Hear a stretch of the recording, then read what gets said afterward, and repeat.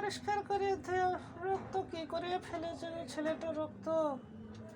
ওরে বাবা রে, মাথা ঘুরছে আমারই, এত রক্ত। ছেলেটা কখন মরে যাবে, এই করে 3-4 বার এইভাবেই মরতে গেল। এ কি, ছেলেটা কিন্তু একদম বাজে অবস্থা। তো ছেলেটাকে কতবার বোঝালাম এসব করো না, ভালো না, কিন্তু ছেলেটা শোনে না। তো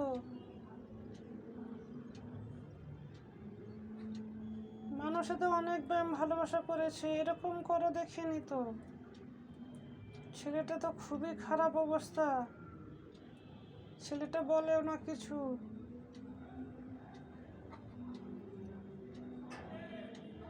দেখো চুপচাপ শুয়ে আছে, এখন ইঞ্জেকশন করে দিয়েছে।